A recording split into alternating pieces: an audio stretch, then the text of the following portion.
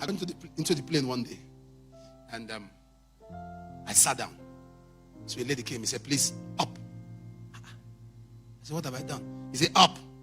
Sit here." I said, "But this is my seat." He said, "No, that's the emergency exit. Up, up, up." I said, "Can you say please? Because this is my seat." He said, "Please for what?" "Please, up, sit here." I stood. I sat. After a while, he said, "I just spoke to the pilot." He said, "You can sit there." I said, "No, I'll sit here." "Sir, you have to stand up." I said, "You need to call the Minister of Aviation to move me from here." She started talking and talking. No, I didn't say anything.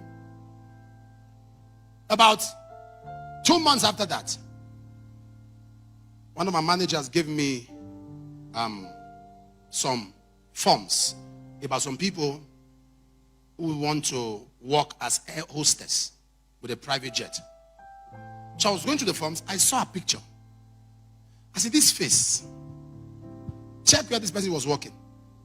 And they mentioned the airline. I said, no need for interview. She can't work here. Tell her that the man that she was rude to 2 months ago is the owner of that aircraft. But because, Africa, we like, when people are quiet, we underestimate them.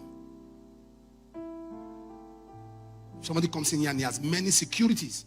People are forced to stand up.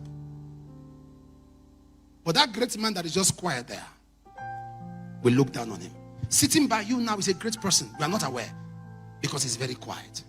Sitting there in the crowd by your side is one great person. That brings me to my third point. Don't look down on people. The way you treat people is a reflection of how you see God. The way you treat men is a reflection. How do I know you love God? You love me. You love your brother. How do I know you have honor for God? You have honor for people. Come, sir. That I walk to this brother and I greet him with respect does not reduce me. It only speaks of how trained I am. Good morning, sir. God bless you, sir. God bless. Oh, no. You want to spread like a bad news. Am I communicating here? And that's the problem we have. Humility is a proof of unlimited greatness. If you are a proud man, your first enemy is God, not Satan. God. God resisted the proud and gives grace to the humble. James 4:6, 1 Peter 5:5. Humble yourself under the mighty hand of God. In due course he shall exalt you. Africans are too proud and pompous and arrogant in poverty. We are too proud. We treat people like trash.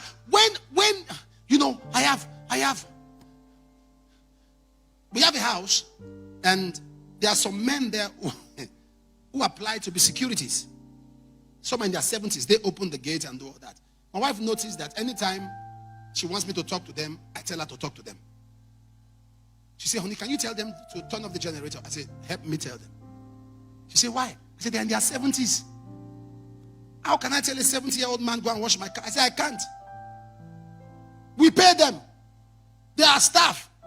But they are there today because life was not fair to them. So it becomes stupid of me to take advantage of such a person. Life wasn't fair to them. The fact that the man life was not fair to him does not mean I should now make him. You see, don't make people feel more weaker than they already feel.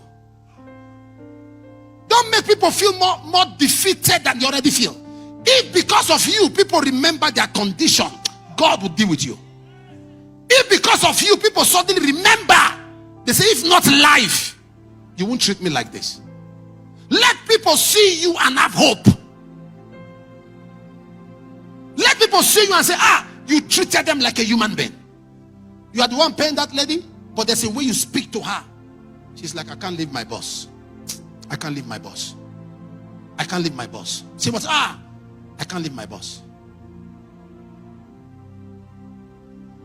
There are people that can take bullets for a man because they know that this person treats them like human beings.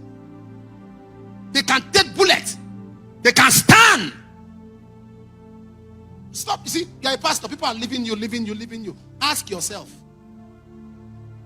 Stop. Don't leave the devil alone. He's not involved in this matter. Your pastors are leaving. Your members are leaving. You have to ask yourself a question. How do you treat people?